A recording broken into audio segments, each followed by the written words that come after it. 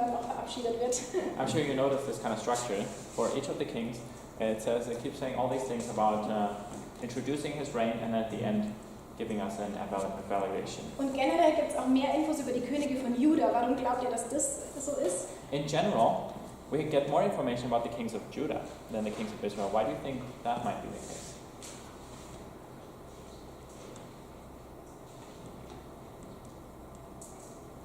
Ja. Weil es in Juda geschrieben wurde. Wenn Jeremia es geschrieben hat. Okay, das kann Das sagt auch. man ja generell, dass es in Juda geschrieben worden ist Ja. und deshalb vielleicht auch die Ansichtsweise der nördlichen Könige ein bisschen gefärbt sein könnte. Könnte ein Grund sein. Das ist eine gute Überlegung, ganz praktisch. So because it was written in the southern kingdom, which is also why some people think maybe then the way that the northern kings are portrayed is also determined by that. Andere Ideen noch? Vielleicht ein bisschen weiter gedacht. Wieso ist Juda wichtiger? Wieso? Other ideas, maybe a little bit more big picture. Why might Judah be more important? The other one maybe didn't record their history as religiously as the other one. They didn't write down records Also dass Juda das besser aufgeschrieben hat. as regularly or as strictly as the other. Maybe.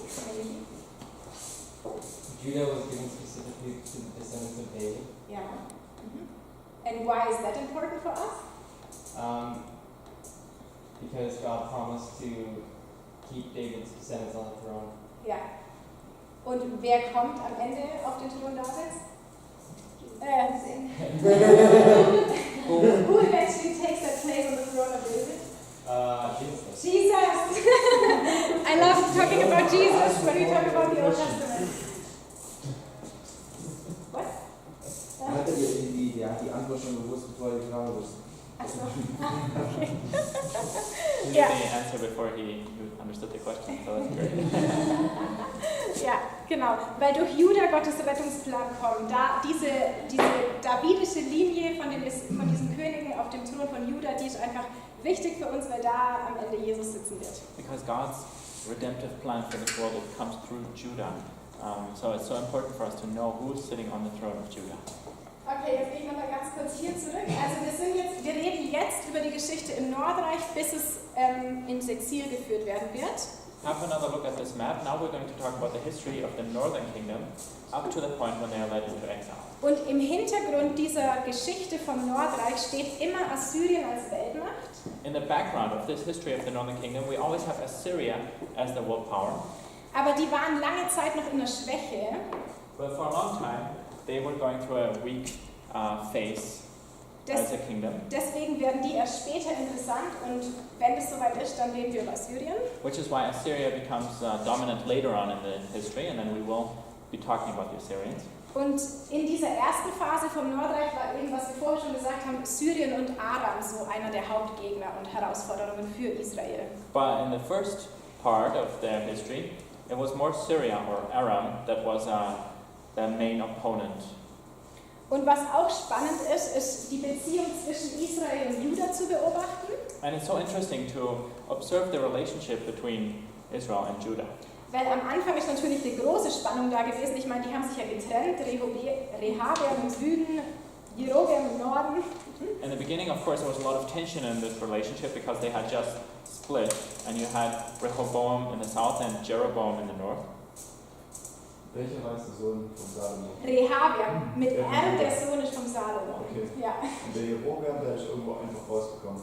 Der hat sich eine Zeit lang in Ägypten aufgehalten, der wollte schon mal irgendwie König werden, das müsste ich nochmal genau nachschauen, aber der Jerobeam ist eigentlich, Okay, der kommt einfach plötzlich. ja, der ist einfach in der Zeit von Gott gesetzt, um dieses Nordreich da zu gründen. So Rehoboam was Solomon's son, who then kept reigning in the south. The other guy, he had already fled to Egypt before because he was trying to rise up against the king, and so then he leads away 10 tribes in the rebellion. Aber wenn euch die Geschichte mit Jerobeam interessiert, die ist schon auch beschrieben in einem Teil der Könige, da könnt ihr gucken. You can read more about this guy, Dann Jeroboam, er kommt. if you're interested in his story. Ja. It's also in one of the books of Kings. Und auf jeden Fall, wenn wir jetzt durch diese Geschichte vom Nordreich durchgehen, dann wird es Zeiten geben, wo Israel und Juda mal zusammenarbeiten.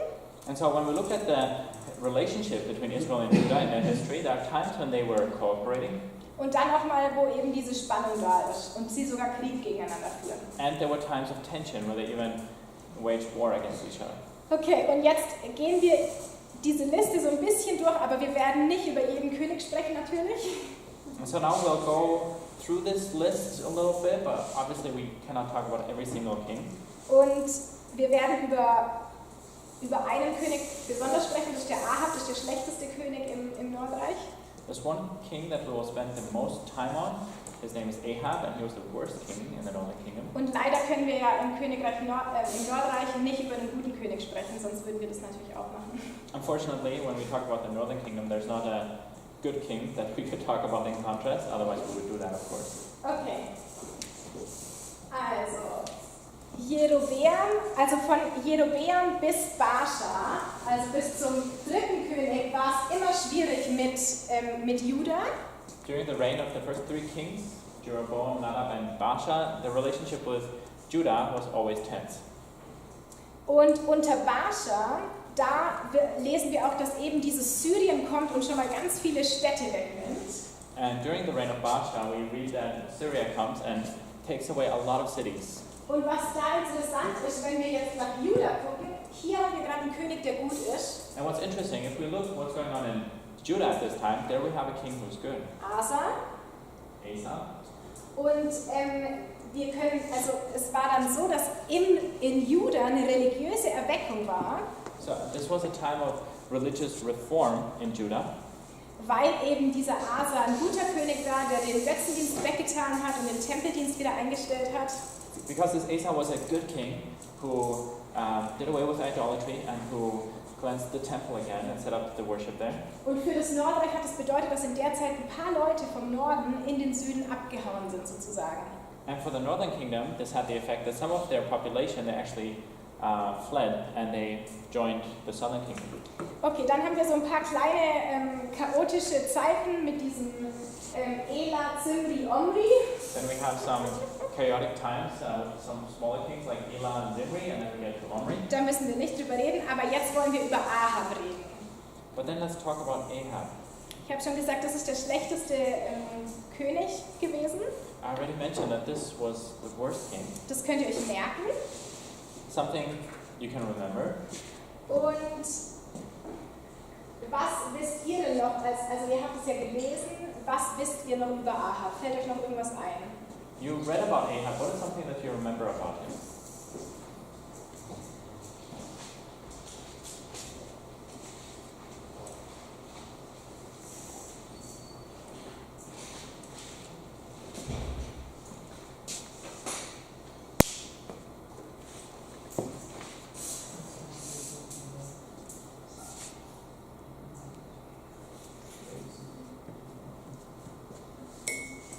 Ihr könnt auch noch mal reinschauen, vielleicht fällt es euch dann ein. In 1. König, was fängst du an? 16. 1. König 16. You can have a look at your Bible. His reign starts in 1 Kings 16.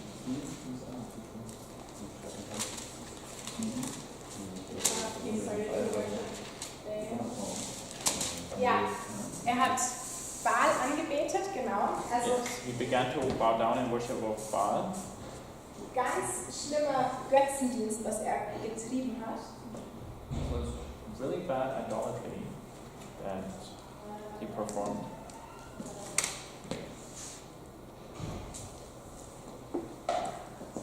Also genau, er hat dem Baal sogar ein Haus gebaut in der Hauptstadt Samaria. He even built a temple and an altar for Baal in his capital city in Samaria. Und er hat Gott mehr zum Zorn gereizt als alle Könige vorher. Also das ist schon wirklich enorm schlecht, was er getan hat. And then it says he did more to provoke the anger of the Lord than any of the other kings of Israel before him. Und in seiner Zeit hat es dann auch keinen Regen gekriegt, wegen der Sünde Ahabs steht da. And it says that during Ahab's reign, the land did not receive rain because of his great sin. Ich glaube, dass ganz schön viel Einfluss seine Frau hatte. Wer war denn die Frau von Ahab? And I think that his wife had a great influence on all of this. Who was Ahab's wife? Jezebel. How? Jezebel. Yes, it's German, sorry, it's different. I hope you, is that English? But you know what I mean, huh? Like a J. Ah, like this? Like this. Close enough. That's fine. Oh, Yeah. that's fine. Interesting. Jezebel. Jezebel. That's right. Oh, that's right. Okay. Wer war Jezebel? Who was Jezebel? Isabel. Oder was hat sie getan? Or what did she do? She was controlling him. Yes! Sie hat ihn wirklich kontrolliert. Er hat ungefähr echt viel, also vielleicht alles getan, was sie gesagt hat. Seems like she really did control him. Maybe she did all that she told him to do. Sie kam aus Sidonien, also einem anderen Land, wo eben auch Baal angebetet wird und Götzendienst getrieben wird. She was a Sidonian, so she came from another people that worshiped Baal and then just were living in idolatry. Und wie Gott es vorausgesagt hat, dass wenn ein König eine fremde Frau heiratet, dass irgendwie dieser Götzendienst so in das Land mit reinfließt, dann nach Israel. God had foretold this, that if a king of Israel married a foreign woman, then idolatry would seep into the country. Aber sie ist noch weitergegangen. Was hat sie noch gemacht, diese But- Isabel? She went way beyond that. What else did she do, Miss Jezebel?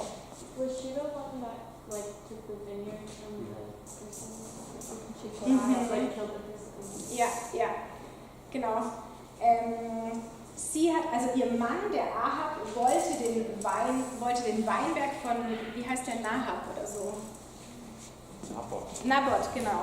Sie wollte den Weinberg von Naboth haben, er wollte den Weinberg von Naboth haben und ist aber nicht auf die Idee gekommen, ihn umzubringen, deswegen. So King Ahab, he really wanted to have this vineyard that belonged to another guy, Naboth, and it did not immediately occur to him to just kill the guy. Und seine Frau hat es dann ganz einfach geregelt und dieser Naboth wurde quasi, ich glaube, gesteinigt oder so. But his wife had a way of taking care of the situation, and she had this guy killed. Und er hat dann einfach auf unfaire Art und Weise diesen Weinberg genommen, wo er eigentlich ja schon so viel Reichtum hatte. And so Ahab, he acquired this vineyard in such an unfair way, even though he had so many riches. Und in der Zeit hat dann Elia auch zu ihm gesagt, weil du das getan hast, werden die Hunde dein Blut lecken, da wo der Naboth gesteinigt wurde. And Elijah came to him and said, because you have this done, the dogs will lick your blood right at the same spot where you had Naboth stoned. Also auch sein Haus, das Haus Ahabs, wird ganz ausgerottet werden. And so also his dynasty will be wiped out. Und das war eben auch so eine Vorhersage vom Propheten, in dem Fall von Elia, und es wurde auch im Buch der Könige noch erfüllt quasi. And this was also one of these prophecies by a prophet, in this case Elijah, and we see how it was fulfilled right here in this book. Und was ich daran so schön finde, ist, dass Elia, also Gott durch Elia dem Ahab die Frage gestellt hat. And what I think is beautiful is how God, through Elijah, asked a question of Ahab. Er hat ihn gefragt, hast du gemordet und fremdes Gut in Besitz genommen? He asked, did you murder and take possession of someone else's belongings?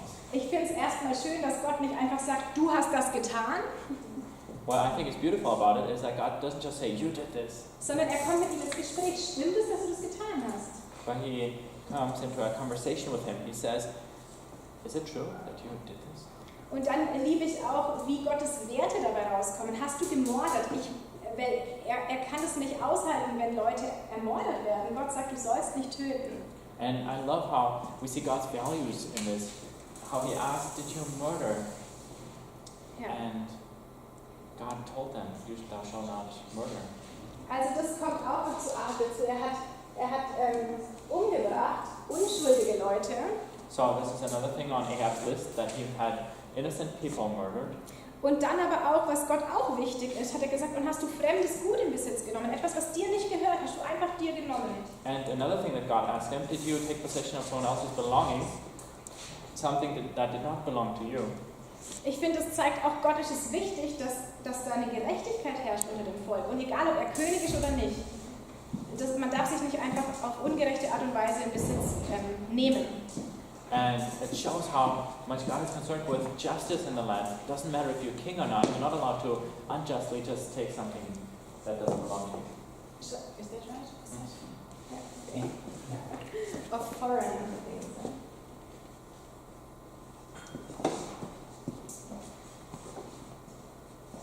Genau, das war mit Nahab. Was fällt uns sonst noch zu Ahab ein? So this was about Naboth. And what else do we remember about Ahab? wollte Jericho wieder aufbauen, damit es seinem ältesten und seinem jüngsten Sohn schon. Ahab, nee, das war glaube ich nicht Ahab. Oder? Nee, das war nicht Ahab. Aber das ist auf jeden Fall auch eine Erfüllung, die in Könige aufgeführt wird und die schon im Buch Josua vorhergesagt wurde. There is this story of a king who lost his oldest and youngest son when he tried to rebuild Jericho. I don't think it's... Aber es war 1634, das ist Ahab. Es ist Ahab? Ah, okay. Oh. Ja. Gut, dann gehört es auch zu Ahab dazu, super. And this is a fulfillment from something that we saw earlier in the Bible. Yes. Okay, und sonst noch was? Was hat die Isabel noch gemacht? And another question, what did Jezebel do? Es gab ja ganz viele Propheten, die Baal-Priester, die hatten ja auch ihre Propheten in dem Land, weil die Isabel diesen Götzendienst mit in das Land gebracht hat, waren ganz viele Propheten von Baal. So there was a lot of prophets around because Jezebel had brought Baal worship into the country. There was also a bunch of prophets and priests serving Baal. Aber was war jetzt mit den Propheten, die Gott gedient haben? But what about the prophets that were serving the Lord? Könnt ihr euch daran erinnern, was die Isabel mit denen gemacht hat? Do you remember what Jezebel did to them? Ja. Didn't she like kill them and then Obadiah had hid 100 of them in a cave? Ja, genau. Die Isabel wollte alle Propheten ausrotten. Jezebel wanted to exterminate all of the prophets, the Lord's prophets. Es gab Gott sei Dank einen Mann, der ein paar von ihnen versteckt hat und sie haben überlebt. Thank God there was one man who hid a few of them and they survived. Und auch Elia wurde nicht ausgerottet von ihr. Also Elijah was not killed by her. Aber einfach diese Idee, dass sie die Propheten des Herrn ausrottet, die Propheten sind eigentlich die Chance für Israel. But just this idea that she wanted to exterminate the prophets of Israel, the prophets who were the one chance that the country had. Ist eigentlich, also das ist wirklich tragisch, dass sie das gemacht hat, weil die haben die rettende Botschaft eigentlich gebracht und sie rottet alle aus. That is so tragical. They were the one who brought the one message that could save them, and she goes after them to kill them all. Ja. Im Namen Ahabs wahrscheinlich. Ja, alles im Namen Ahabs. Ja. And she probably, when she did that, it was in the name of the king. Und was lernen wir da noch? Wir haben ja im Königsgesetz gelesen, man soll sich eben nicht diese fremden Frauen nehmen. Ich finde, Isabel ist das perfekte Beispiel dafür, das zeigt, was passiert, wenn in dem Fall Gottes Gesetz nicht gehalten wird und sich ein König eine ausländische, götzenverehrende Frau nimmt. And remember, this was part of the king's law in Deuteronomy, that the king should not take a woman from another nation. And this shows exactly, this is a perfect example for what happens when they took a foreigner as a wife, and especially an idol-worshipping lady. Und jetzt will ich noch auf eine Sache raus, weil Ahab war auch im Kampf eben mit Syrien. One more thing I want to pick out about Ahab is his battle against Syria. Und zum einen finde ich es total schön, dass Gott sich zu Israel gestellt hat und gesagt hat, ich werde euch siegen lassen gegen die Aramäer. And I think it's so beautiful how God said, I stand by you, Israel, and I will give you victory against the Arameans. Weil Gott auch wollte, dass Ahab erkennt, dass er Gott ist. God wanted that Ahab would recognize that he's the Lord. Und Gott wollte auch, dass das ganze Volk Israel erkennt, dass er der Herr ist und für sie kämpft. He wanted that the whole people of Israel would recognize that he is their Lord and that he fights for them. Und das hat er sogar zweimal gemacht. Zweimal hat Gott Israel gegen die Aramäer siegen lassen, obwohl Israel ganz kleine Herde war und die Aramäer das Land gefüllt haben, steht da drin. Twice God did this. Twice he gave them the victory, even though it says that the Israelite army was just a little bunch and that they enemy armies, they filled the whole land. Und ich finde, da ist einfach schön, über den Charakter Gottes zu sehen, dass er, obwohl Ahab so böse ist, Gott wollte ihm trotzdem zeigen, hier bin ich, du sollst mich erkennen, ich wünsche mir, dass du mich erkennst. And so I think it's beautiful to see God's character in this, how even though Ahab was sinning so badly against him, God said, here I am, I want you to recognize me, I want you to turn around to me. Leider hat es nicht so viel gebracht, also leider hat Ahab trotzdem seine Wege nicht gewechselt. Unfortunately, didn't accomplish that much because Ahab did not change his ways. Und das Tragische daran war, dass nachdem Israel unter Ahab die Aramäer besiegt hat, And the tragic thing about this is even though Israel, under King Ahab, was able to defeat the Arameans, kam dieser aramäische König dann zu ihm und hat gesagt, oh, jetzt bin ich unter deiner Fremdherrschaft. the Aramean king came to him and said, well, now I am under your authority, Und ich weiß, du hast gewonnen, and I know that you won, aber können wir nicht doch einen Bund schließen miteinander? but can't we seal a covenant with each other? Und Ahab hat sofort gesagt, du bist mein Freund. And immediately Ahab responded, you are my friend. Und Gott hat sich so eingesetzt, dass sie gegen Aram siegen. God had done so much to give them the victory over Aram. Und Gott hat sowieso immer gesagt, schließt keine Bünde mit fremden Nationen. And God had told them, do not seal covenants, do not make agreements with the other nations. Verlasst euch nicht auf die Stärke von anderen Nationen. Don't depend on the strength, on the power of the other nations. Und hier ist Ahab und sagt sofort, jawohl, die Freundschaft steht. But here Ahab immediately says, yes, we declare friendship. Und das ist auf jeden Fall auch noch ein Punkt, der mit in die Liste von Ahabs Schuld fällt, dass er einen Bund mit fremden Nationen geschlossen hat. And this is another point that falls into this list of Ahab's guilt, which is that he made a covenant with a foreign nation. Und das ist eigentlich ein Ausdruck von Misstrauen gegenüber Gott. Which really expressed distrust in God. Ja. Und die Folge davon war wieder, dass ein Prophet zu ihm gesagt hat, weil du den Bund mit Aram geschlossen hast, wirst du sterben müssen am Ende. And as a result of this, another prophet came to him and said, because you made this covenant with Aram, you will have to die. Ja. Und es hat sich dann eben auch erfüllt, der Ahab ist umgebracht worden. Something that was fulfilled. Ahab was killed. War das jetzt der König? Ja. Und zwar in einem Kampf, wo Ahab und Juda gemeinsam gekämpft haben. And this happened in a battle where Ahab fought alongside the army of Judah. Und zwar hat Ahab mit Josaphat zusammengekämpft. Ahab fought as an ally of Jehoshaphat. Und Josaphat in Juda war ein guter König. This Jehoshaphat in the kingdom of Judah was a good king. Das heißt, er hat zu dem Ahab gesagt, ja, wir können zusammen gegen Aram auch wieder Syrien kämpfen. And he said to Ahab, yes, we can go to battle together against Syria. Aber Ahab, gibt es in deinem Land keine Propheten von Gott? But tell me, Ahab, isn't there a prophet of God in your country? Den wir befragen können, ob wir überhaupt kämpfen sollen oder nicht. Someone whom we could ask if we should go into battle or not. Ich finde, es war auch nochmal eine Chance von Gott an Ahab, hey, seine Idee darauf zu lenken, auch mal Gott zu befragen, nicht nur die Propheten von Baal. And I see this as God giving Ahab another chance, kind of give him this idea to actually be asking God's prophets and not the Baal's prophets. Und dann kommt eben dieser eine Prophet, der sozusagen noch da war, der wirklich Gott gesucht hat. And then basically they bring this one prophet who was still around, who was still seeking God. Und dann hat er zu ihm eben gesagt, also er hat eben nichts Gutes für Ahab vorausgesagt, wie der Ahab sich schon gedacht hat. And he prophesied kind of negative things that would come out of this battle, just as Ahab had thought he would. Und eine Formulierung finde ich wichtig, da sagt er, ich sah ganz Israel auf den Bergen zerstreut wie Schafe, die keinen Hirten haben. And there's one really interesting formulation here, that the prophet said, I saw all of Israel scattered on the mountains like sheep without a shepherd.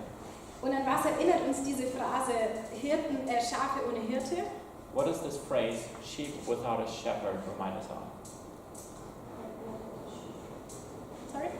parable Wash. The parable of the wash. Yes. Also es erinnert uns an das Neue Testament, It does remind us of something in the New Testament, dass Jesus sagt, ich bin der Hirte, ihr seid die Schafe. where Jesus says, I am the shepherd, you are the sheep. Und ich glaube, wir dürfen schon auch insgesamt verstehen, dass Jesus eigentlich eben dieser eine perfekte König ist, der es halt gut macht, sozusagen. And in the big picture, we can understand that Jesus was this one perfect king who does bring restoration. Und ein Gedanke habe ich auch noch. Achso, Jesus greift im Neuen Testament eben genau auch diese Worte auf, die im Alten Testament gesprochen werden. And in the New Testament, Jesus takes exactly these words that were spoken in the Old. Er hätte sie auch anders sagen können, He could have phrased it differently. aber er nimmt es, um auch zu zeigen, ich knüpfe an die Geschichte, die Gott schon angefangen hat und ich bin die Erfüllung. So. But he uses these words to show that I connect to the story that God has started and I am the fulfillment. Okay, aber um Ahab jetzt abzuschließen, es wurde ihm vorausgesagt, dass es keinen Hirten mehr geben wird, also dass Ahab sterben wird. But when this was prophesied to Ahab's face, it meant that Israel would not have a shepherd anymore, it would not have a king anymore, so he would die. Und deswegen hat er gesagt, okay, ich verkleide mich als israelischer König.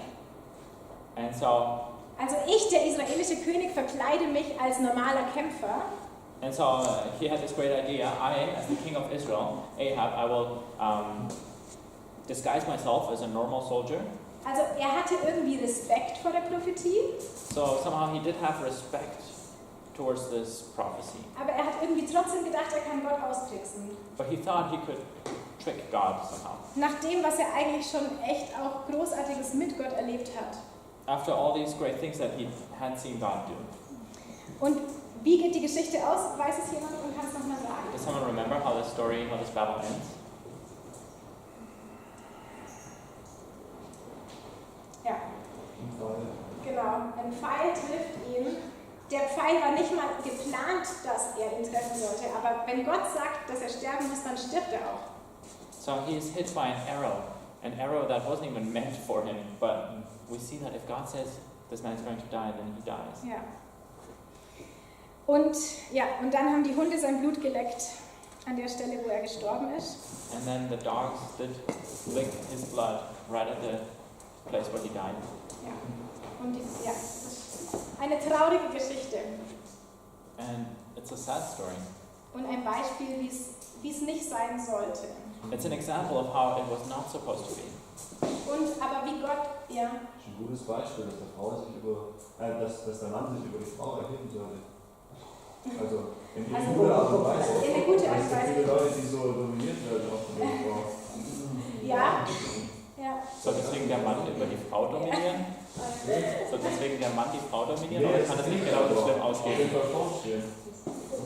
Ein heißes Thema. So Jonathan thinks this is a great example why men should be dominating their wives and not let them lead them astray. Ich glaube, das ist ein großes Thema. Das soll man nicht heute diskutieren. Also die Frau steht nicht dominieren natürlich. Ja, nee, ich glaube, ich weiß, was du meinst. Natürlich sollte Ahab einfach mal sein Mann stehen und sagen, nein, so macht das nicht. I think I know what you mean. I think that Ahab should have decided for himself and said, no, we're not going with this idolatry. Also ihr Männer könnt starke Leiter sein und euer Mann stehen. So you men, you can be strong leaders. You can stand up for what's right. Ja. Aber ich möchte, ja, okay? Was wie Josaphat oder so? Ja. Kannst du nochmal 2, 3 Sätze zu ihm sagen? Josaphat, das ist ein König von Juda und wir machen das morgen, die Könige von Juda. Also, der war auf jeden Fall ein guter König, das sieht man ja hier. Und der ist eben zweimal mit Israel zusammen in den Krieg gezogen und hat zweimal den israelischen König darauf hingewiesen, gibt es bei euch keinen Propheten, der Gott gehorcht? So this Jehoshaphat, he was a good king of Judah. I mean, we'll look at the kings of Judah tomorrow, but we do see that he was a good king, and twice he went into battle, allied to the king of Israel, and twice he asked, don't you have a prophet here that we could ask? Ja. Okay, und was ich aber noch bei Ahab einfach nochmal kurz sagen, weil es gab auch einen Moment, wo er verstanden hat, okay, ich müsste eigentlich umkehren. In Ahab's life, we see this one moment where he understood, well,